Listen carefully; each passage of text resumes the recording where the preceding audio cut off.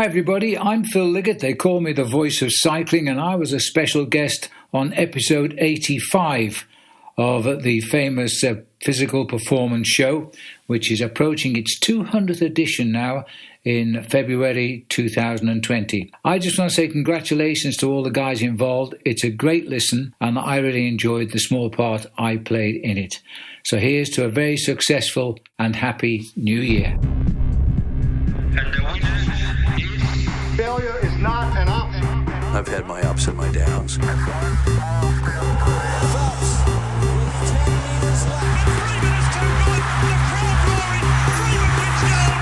I think it's an absolutely breakthrough experience.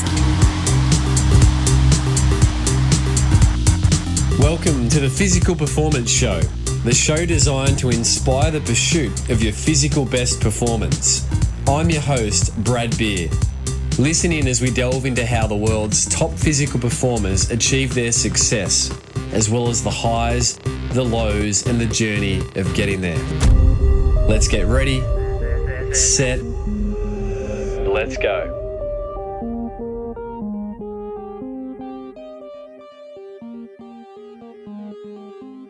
Welcome to the Physical Performance Show, brought to you by fisiocrem and Pogo Physio.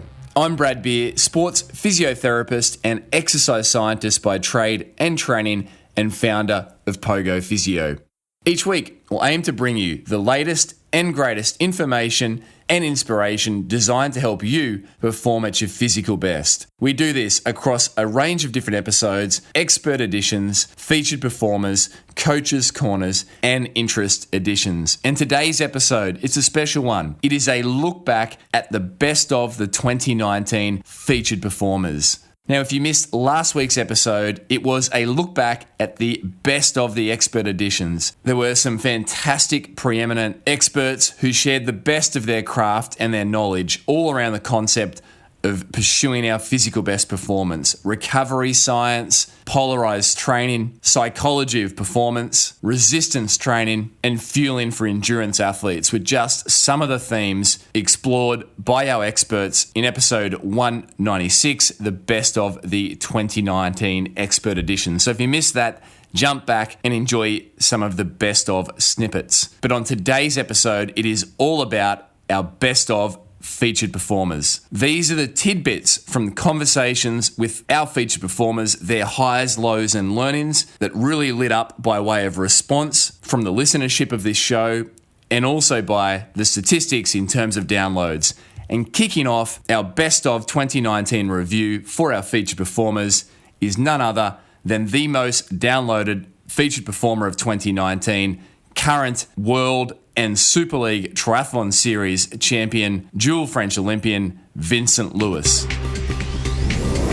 Hi, I'm Vincent Lewis, current triathlon world champion and also Super League champion. And on episode 194, Vincent shared the inspiring story of going from junior world champion to 11 years later claiming the World Senior Series Triathlon title, along with some very practical tips around the power of keeping things simple in training and why training more doesn't always make you a better athlete.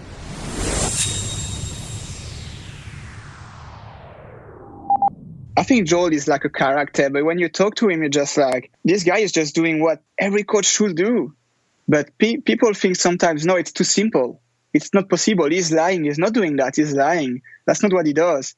But yeah, that's it. I mean, we're doing the basics, but we're doing the basics right. And with consistency. We train 30 hours a week. We do not try to train more, but we train 30 hours a week, 50 weeks per year.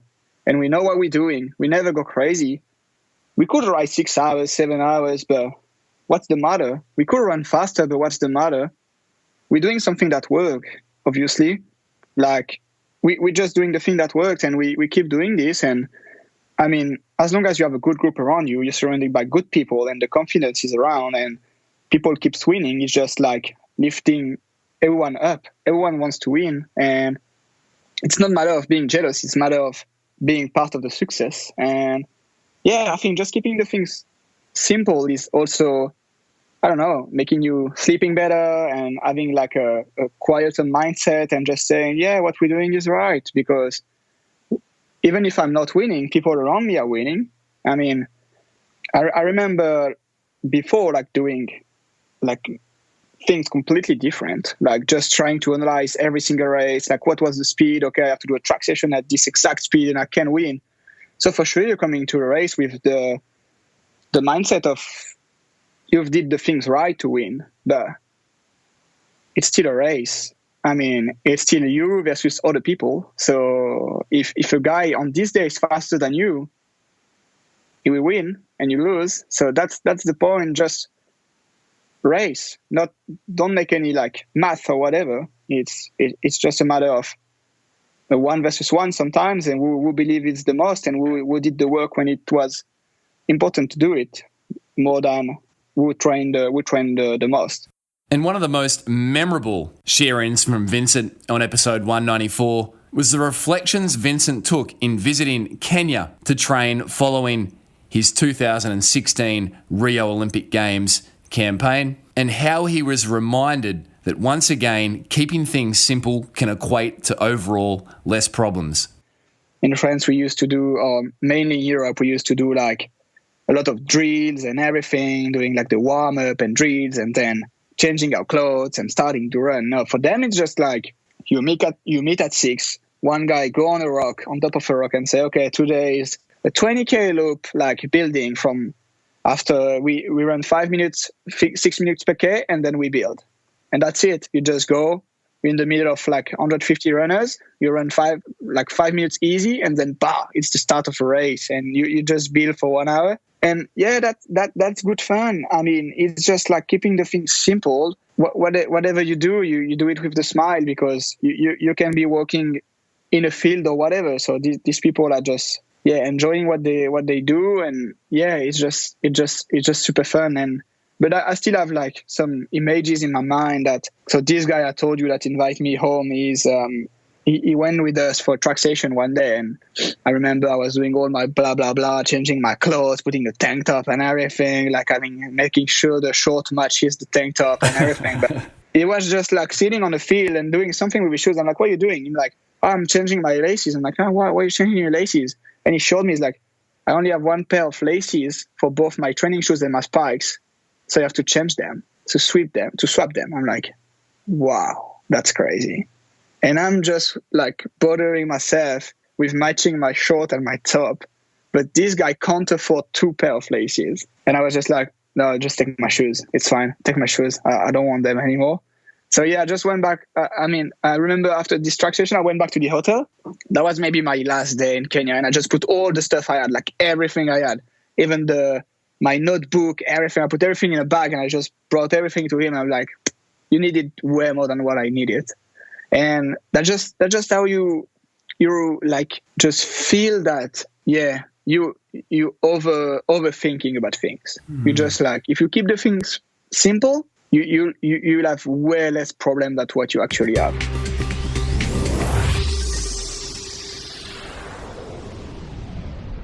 And I also highly recommend jumping over and tuning in to episode 195 featuring Vincent's world champion winning coach of the JFT crew, Joel Filiol, which was one of our few 2019 Coaches Corners, which, just like Vincent's episode, really took off with popularity in terms of downloads and discussion. Joel shared some very practical takeaways there around the philosophies that underpin his athletes' success, such as Vincent Lewis.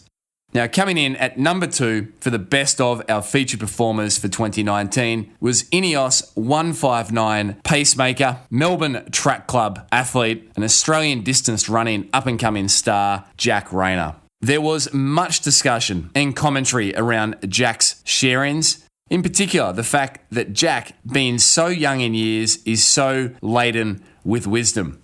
At the time of recording, Jack had just returned from being on the start line with Eliud Kipchoge in the historic Ineos 159 sub-2 hour marathon project, and the questions abounded. Here's a little snippet of Jack's share-ins on reflection of the role that he played as a pacemaker for Ineos 159, starting with Eliud Kipchoge and also running that historic final leg in assisting Eliud Kipchoge to run the first sub-2 hour marathon.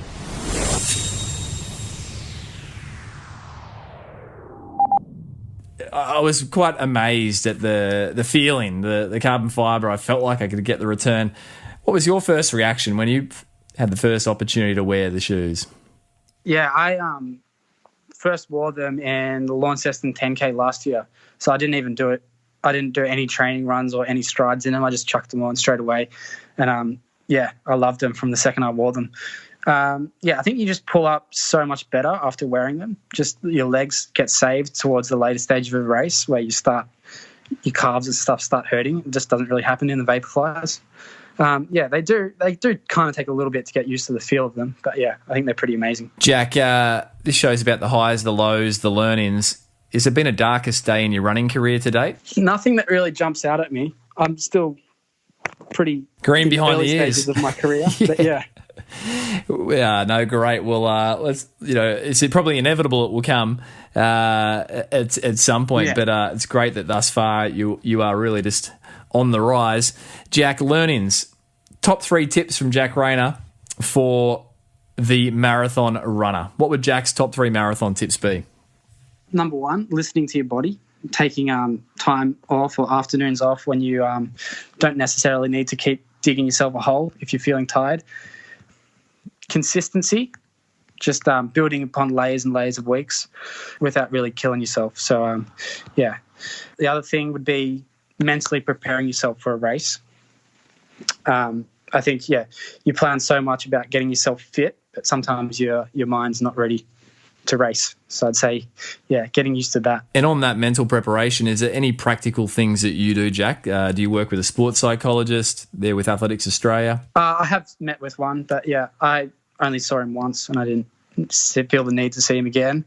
But I think it's pretty much, it's hard to describe how you can get mentally tough. But I think a lot of it comes naturally. It'd be interesting to see how you can improve that. I don't really know. And in addition to these great reflections of Ineos 159, Jack shared his top 3 marathon tips for runners. Number 1, listening to your body. Taking time off or afternoons off when you don't necessarily need to keep digging yourself a hole if you're feeling tired. Consistency, just building upon layers and layers of weeks without really killing yourself. So, The other thing would be mentally preparing yourself for a race. I think, you plan so much about getting yourself fit, but sometimes your mind's not ready to race. So I'd say, getting used to that. If you could boil everything you've learnt through your running years to date down to one piece of advice for listeners of this show who listen in to find out tips and insights on how they can perform at their own best physically, what would Jack Rayner's solitary piece of advice be? Don't take running for granted. And then just enjoy it while you can. Don't take running for granted. Enjoy it while you can. And that seems like quite a profound thing for a young runner, 23 years of age, to say. Where does that spring from? I don't really know, but I just I couldn't really imagine my life without running in it. So, just want to keep doing it for as long as I can. Beautiful stuff, mate. Hi, I'm Katie Zafiris, Super League champion and World Triathlon Series medalist, and you are listening to the Physical Performance Show. And highlight number 3 for our best of 29 featured performers was none other than the current World Series Triathlon and Super League Triathlon Series champion, Katie Zafiris. Just like Vincent Lewis, Katie is a Joel Filiol coached athlete, an American Olympian, and Katie's performances in 2019 were nothing short of dominant. Katie shared around her career highs, lows, and learnings, as well as some very practical advice for first-time triathletes and also seasoned competitors. Here's Katie sharing on the power of breaking down an event and also this theme of keeping our easy days easy and our hard days hard.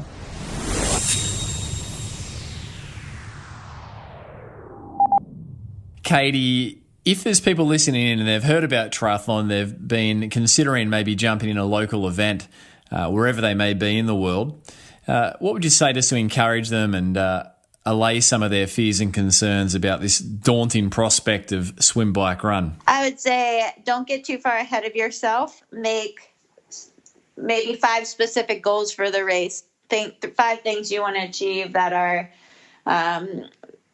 very very specific in the sense, like for me, it'll be like getting out hard to the first buoy, or maybe having good body positioning for the cornering and things like that. So it's pretty, once you get done the race, you should be able to say like, yes, I did that, or no, I'm going to try again next time. So don't overcomplicate it. Just think about 5 basic little action items you want to tick off. Yeah, don't do too many because that gets overwhelming. And then on the other end of the spectrum, Katie, there's someone that's, I always say triathlon should come with a warning on the label, will cause addiction. So you've got someone on the other end of the spectrum, they're an age group athlete, absolutely pushing to perform at their best, and they're overthinking it, for example. What would be your advice to help them specifically in the sport of triathlon? So you answered more broadly before, but across all manners of performance, about evolving yourself, but specifically for the age group triathlete, the seasoned performer, what's your one tip for that demographic, Katie? Take your easy days easy and your hard days hard. I would recommend having lots of conversational pace sessions, and then on the days that your coach has identified as a critical session, those are the ones that you go hard on.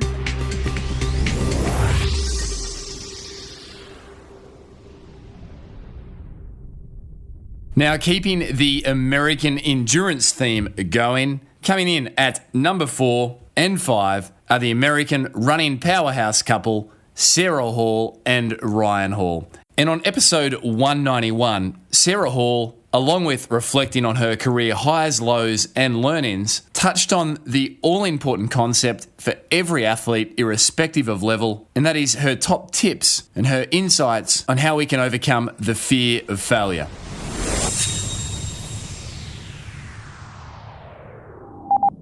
Any athlete, whether it's recreationally competitive, elite, such as yourself, I mean, it's a hard thing to not fear. But as you say, when your self-worth is tied up with your performance, you know, it's difficult to not fear that failure. So, like, practically, what advice would you share, Sarah, to the runner of any level out there around how they can extract themselves from their performance in terms of self-worth? It's natural as an athlete, like you care about your performances a lot. So it's not like kind of a lack of caring or kind of, because yeah, I obviously really, really want to do well anytime I toe the line, and I want it to be an expression of like who I am and stuff. But I think it's really about, not having your identity so tied in that it's like, if you fail, then you're a failure. Like running is something you do, and like you have good days and bad days, but at the end of the day, like it doesn't define you as a person and your self-worth. And for me, that took finding my identity apart from running, which I really look to my faith and like what God says about me and like in the Bible, but also like personally, like what he spoke to me about how he created me, and running is a part of that. It's a gift he wants me to enjoy, and something he made me good at, but it's just a part of that. And I think a lot of it too is if I were honest with myself, a lot of the fear of failure came from like looking to other people for affirmation, like if I race well, then you get the praise and applause and you feel good about yourself, and but instead like looking to God for that affirmation and being like, I am 100% approved and loved no matter what. And there's people that my family and people close to me that love me no matter what. And that's kind of what's important. And I don't need to be trying to look to other people for that affirmation.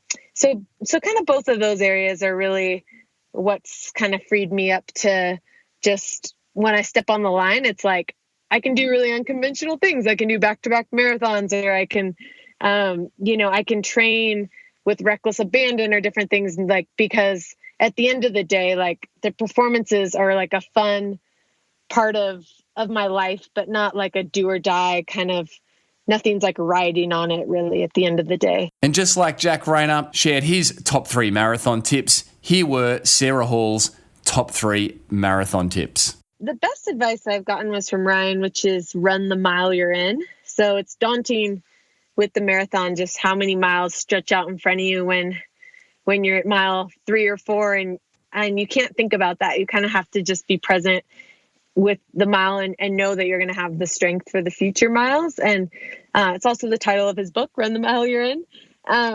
But besides that, another would be finding your race pace. For me has been first having to have my legs be tired and then kind of doing marathon specific training. So before I used to be able to run these long marathon workouts and I wouldn't actually be able to translate that pace to the marathon because I was pretty fresh coming into them. But I found more it takes like being tired, kind of like you are in the second half of the marathon, to really be able to use that as an indicator of what pace to run. So find your race pace, yep. Yeah. And then lastly, I guess would be to take in fluids before you feel like you need it. So I'm taking in bottles even at 3 miles, 6 miles, even though I'm not thirsty at all. But it's like that's banking the carbs and the fluid you need for later on. Now, Sarah's conversation occurred just after she set an incredible PR or PB of 2:22 at the 2019 Berlin Marathon. And on episode 160, we caught up with Sarah's husband and US record holder for the half marathon, 59:43, and the full marathon, 2:04:58, Ryan Hall. In addition to sharing around the write-ins of his fantastic book, Run the Mile You're In, Ryan shared across the career highs, lows, and the many learnings he took from his running career. And following Ryan's running career, Ryan has now launched his run-free coaching services. And here's Ryan reflecting on his best piece of advice, as was espoused by his father, around why happy feet are light feet, followed by Ryan's top tips for bucket list marathoners and seasoned performers.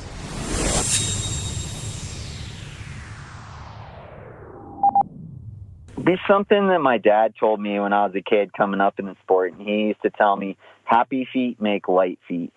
So, like, the more you are happy in life, that's going to translate to your running. And the more you get happy in your run, excited in your run, that's just going to propel you towards your goal. So, having happy, light feet, that would be my advice. Happy feet make light feet. That's terrific. And Ryan, if you were to speak to the marathoner who's maybe seasoned, chasing their PR or PB, what would be a solitary piece of advice to that marathoner?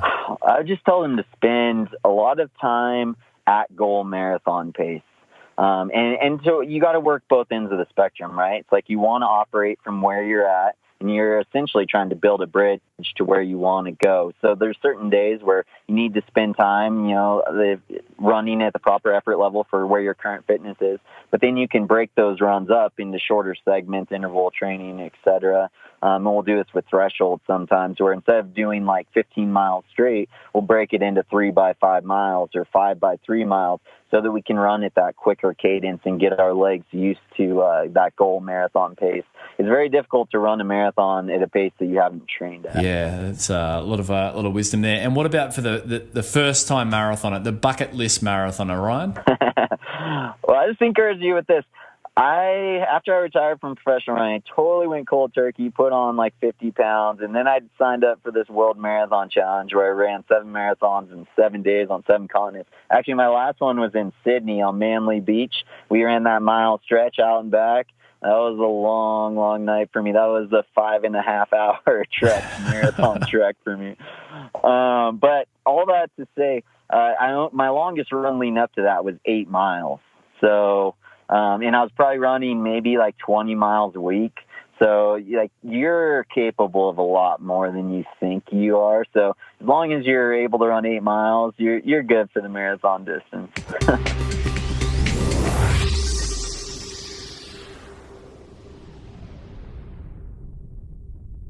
Coming in at number 6, one of my personal highlights from the 2019 recording year with featured performers was sitting down with New Zealand and Oceanic marathon record holder 2:08:19 and 59:47 half marathoner Commonwealth Games bronze medalist Zane Robertson in person just days before. On debut, Zane came out and ran an incredible 2:08.19 on marathon debut at the Gold Coast Marathon. Zane shared openly around his career highs, lows, and learnings, and shared some great reflections on what he's learned over the prior 14 years since moving as a teenager with his twin brother Jake Robertson to East Africa, Kenya and Ethiopia to pursue the running dream. Here's Zane reflecting on the top 3 differences between training in the East and training in the West.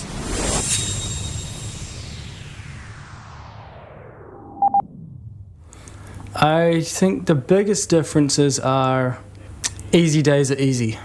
We run off time. We don't run hard.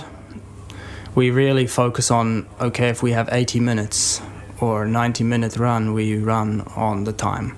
We don't even care. GPS doesn't work great in the forest. Even if we're not in the forest, we just don't care about how many kilometers you run that time. It's about effort, and it's about easy effort. So you can't say, oh, every day is 4 minutes, pace is easy. You have to feel your body, because one day 4 minutes can be easy, the next day 6 minutes can be easy. So I think it's also a piece of advice for the people. That's the one difference I can give. Second, has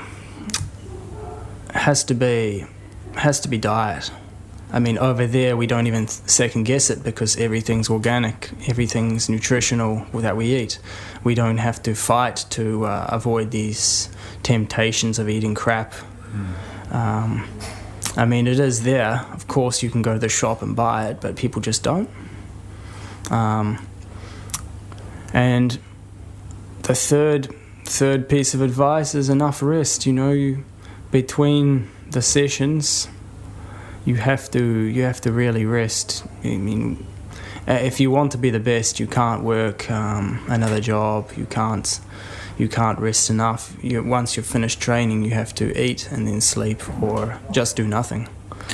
So the pacing, the diet, and the rest always makes me think of Nick Willis, Steve Willis's brother, who's also in the building today. Nick once said, "You get ahead when you rest, because come the start line at the major meets, everyone's done the work." Yeah, exactly. When you rest is when the body absorbs the training. When you don't rest, you're just adding more on. And that was one of the biggest mistakes I've made in the past. I have been in better shape. I believe I've been in a 58 half marathon shape in my lifetime. I didn't see the result of that training because I just cooked the limit. And when that happens, always I was training with a group of other athletes, and I was focusing on attending every session rather than what my body feels. And when it feels like, okay, it needs to rest, it needs to miss this session, because the group's not going to wait for you, which is one thing I've changed this year. And I've made a small group around myself, so when I want to rest, I can postpone the session for 1 or 2 days and come back and do it when I'm ready.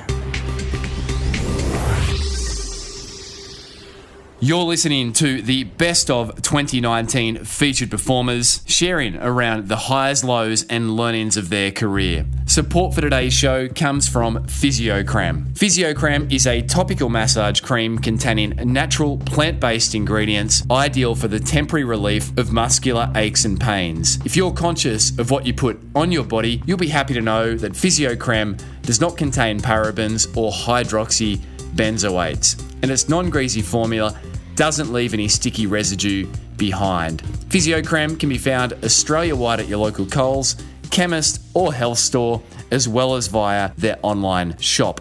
They've even offered listeners 20% off their entire product range over on their website, fisiocrem.com.au, fisiocrem.com.au, by simply using the coupon code POGO, POGO.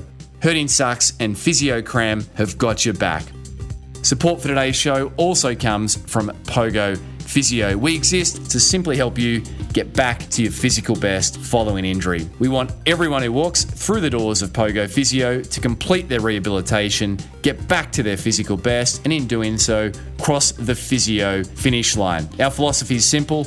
We do not wish to see you for a single session more than what you require. We just want to see you get back to your physical best. To find out more about Pogo Physio's award-winning services or to schedule your 1-hour initial or online telehealth consultation, jump over to pogophysio.com.au. For now, let's jump back with the best of 2019 featured performers, and here is highlight number 7.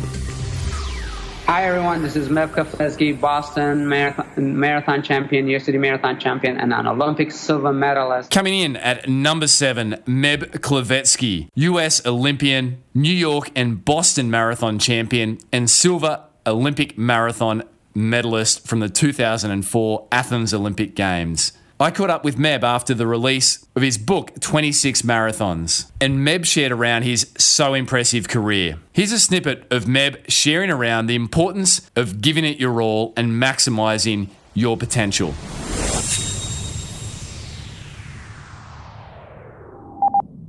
You know, I think that's one of the reasons people kind of connect with me, because I acknowledge I do have the talent to run, but at the same time, I didn't win every race there have been. I only won New York, Boston, and the Olympic trials, and the Olympic silver medal, if you count second, as a big win. But other than that, I've done 26 marathons. But what people respect is that you give it your all that day. You know, sometimes you have food poisoning and you barely can make it to the finish line, but you did.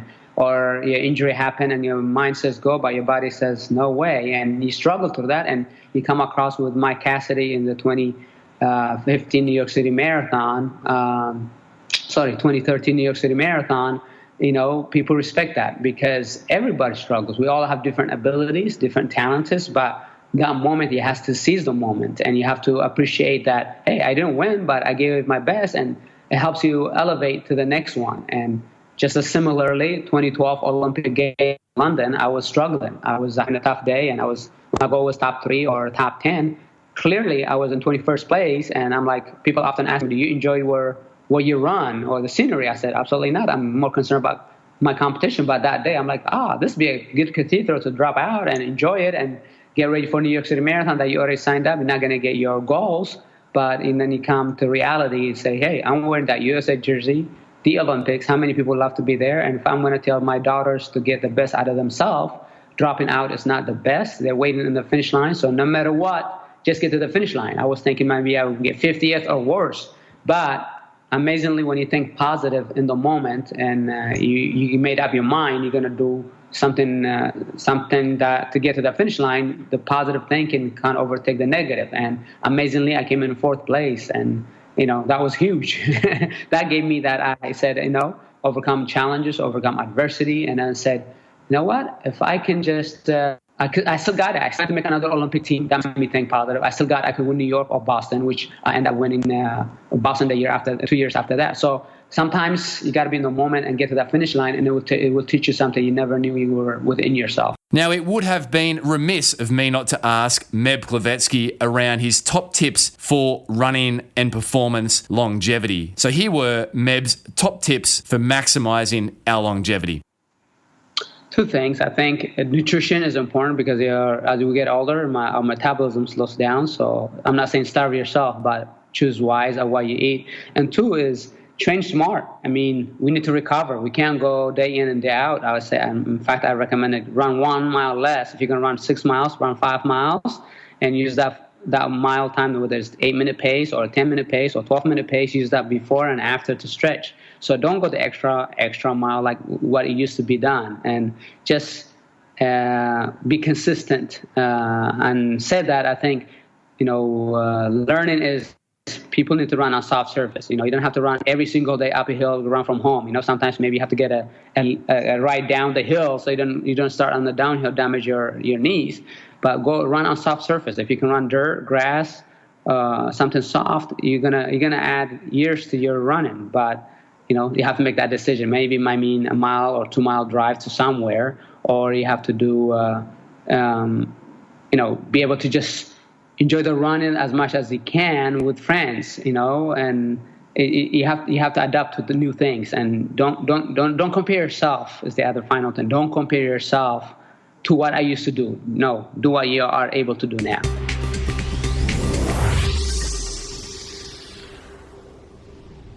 Now, on highlight number 8, I caught up with now 3 times Australian 10,000 metre champion, Melbourne Track Club athlete, and Australian 10,000 metre record holder, Stuart McSwain.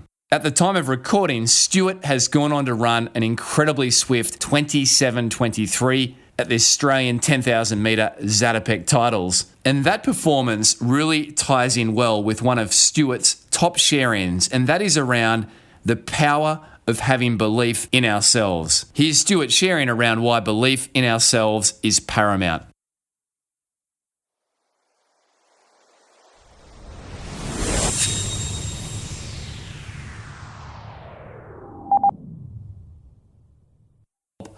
People tuning in who are looking to perform at their own physical best do so. What would it be? What's your one bit of advice, Stu? Yeah, I'd probably say the big thing for me is you've got to, I think, whether you're a recreational runner or you're a competitive runner, you're going to have people telling you that you're not good enough, people telling you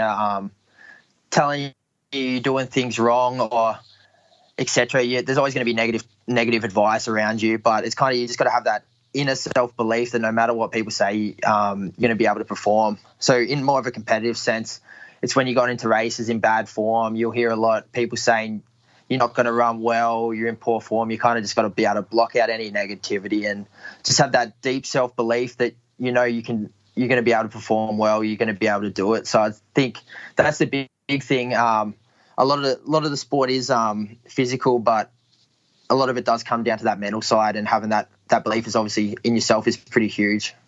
So there's the word again, Stu, belief, and it ties in with what's the relationship with brave. You described your racing style as brave and going for it, which anyone that knows your racing style would attest to. What do you think's the correlation between being brave and belief? Yeah, I think it's pretty big, really, because you've got to be able to have that self-belief that you can do stuff that people aren't expecting you to do, whether that's go to the front in a race or etc. So I think having that self-belief definitely aids you being able to put in action that kind of brave mentality.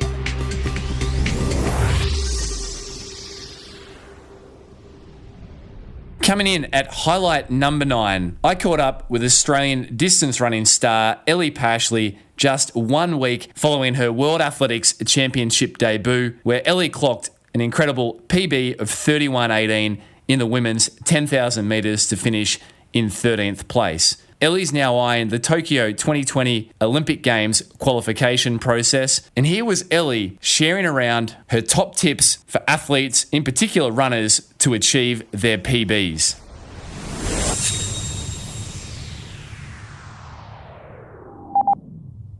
Ellie, you've been on a roll running PBs, it seems like from the outside for 18 to 24 months continuously. So can Ellie Pashley outline your top 3 tips for a runner to achieve a PB? What would they be? Top 3 things. Yeah, so I guess probably one thing that I've learned a lot in the last couple of years is that you need to train hard, but you also need to keep a little bit in the bank in your training sessions so that you've got everything to give on race day. And I think sometimes, which I've been guilty of doing as well, we can just take ourselves to the well in session after session after session, or if you race too often, a similar sort of thing happens, and then you get to your important fun run or event that you've been training for and you just don't have that mental energy left. So that's probably, my number one is train hard, but make sure you're not completely wrecking yourself every single time. Were there 3 tips, did you say? Yeah, 3 tips. So would we say that's number 1, train hard, but keep a bit in the bank? Yep. Yep. Number 2 would be sleep a lot. And number 3 would be fueling properly. So I guess working out, particularly for a marathon, working out what sort of fueling works well for you with your stomach and how often you need to take things on, and trying different types of energy sources, I guess, until you find something that works well, because that's the big thing we see in the marathon with people blowing up or having issues is it's often related to fueling strategies and hydration. So practicing that in training before, not just once, but like as many times as you can, basically on your long runs leading up to the event.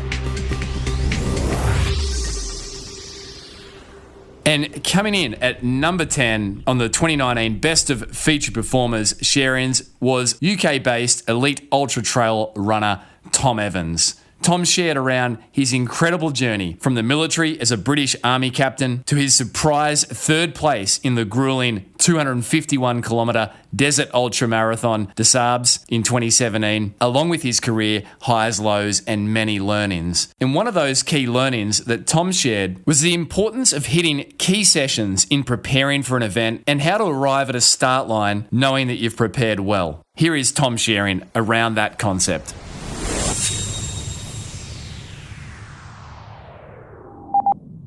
I've read that, part of your success you attribute to the psychological side, and that you, in preparing for events, you often do a lot of visualization. So Tom Evans' best tips to listeners of the show in helping to prepare for an event and the importance of the psychological aspect? So visualization, I used to visualize having the perfect race and would visualize myself, everything going perfectly, crossing the line first, nothing goes wrong. Like I said earlier, there's no such thing as a perfect build-up. There's no such thing as a perfect race. Something is going to happen that you weren't expecting. So I will maybe the month before a race, every night we'll take 5-10 minutes and just go through a couple of different scenarios of things that might happen, a few what ifs. What if I get a puncture in my water bottle and it starts leaking? What if I go the wrong way? What if my shoelace breaks? What if I go out too hard and I get a stitch? How am I going to come back from that? At what points? And whether those things do or don't happen, you've thought about it, and it just gives you ultra running is all about problem solving. And can you reduce and can you minimize damage when something starts going wrong? And when you bonk, which you are going to bonk in a 100-mile race, how quickly can you stay composed, and then can you get yourself out of it? Because the people in front of you are going to bonk at some point, and the people behind you are, but it's you, and you're the one who's got to be in control. And then another psychological thing is I've got a phrase: control the controllables. In an ultra marathon, there are less things you can control, but the course, for example, yes, it may be 100 miles, it may be 100 kilometers, but the course is available to look at online. Download the GPX, get to your race 2 weeks, 3 weeks before, if possible, and run the course. Because if you know where the course is, I will then plan. And the reason why I say that my racing style is people may think it's erratic. For me and my coach, it's not at all, because we will have targeted 2 or 3 sections of a race where the pace picks up, and we'll go hard, and you might end up running in a 100-kilometer race. You may be running it near enough, somewhere between half marathon and marathon pace for 4 or 5 miles. Yeah, I think knowing the course gives you a huge psychological benefit when things get tough in the race, which they are going to get tough.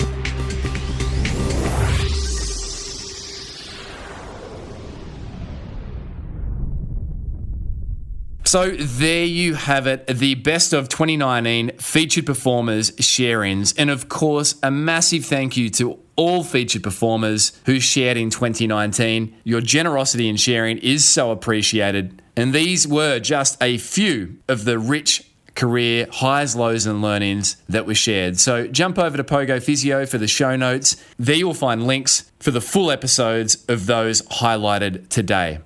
Thank you for those hitting subscribe and leaving ratings and reviews for the show over on iTunes or wherever it is that you enjoy the Physical Performance Show from. Keep the podsies coming. If you have enjoyed today's episode, then please share it with anyone you know in your world that is also pursuing their own physical best. And consider a podsy, a screenshot of the episode you are enjoying this episode, the best of 2019 featured performers, and tagging in the show over on social media at Physical Performance Show on Instagram, my own handle at Brad_beer on Instagram and Twitter. And if you have any feedback on how we can continue to evolve and improve the show, reach out and please let me know.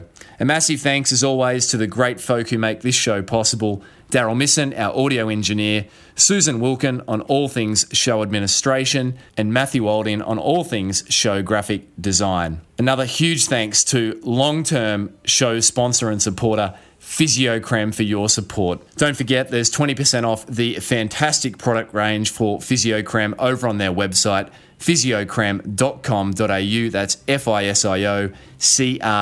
FISIOCREM. Now, we are steamrolling ahead towards our 200th episode of the Physical Performance Show. Can you believe it? Number 200. We have a celebration episode in store, but ahead of then, next week we'll jump over to an expert edition that I am excited to bring to you. And that is the share-ins of UK-based medical doctor, Dr. Nikki Key. And on next week's expert edition, Nikki shares around hormones, health and performance. The expert edition features a deep dive around the role that our hormones play in health and performance, and also an ongoing conversation around the importance of energy availability. Nikki is prolific in the space, a world-recognized expert in athlete hormones and energy availability, so be sure to be tuning in next week. Until then, keep pursuing your physical best performance. I'm Brad Beer, and this has been the Physical Performance Show.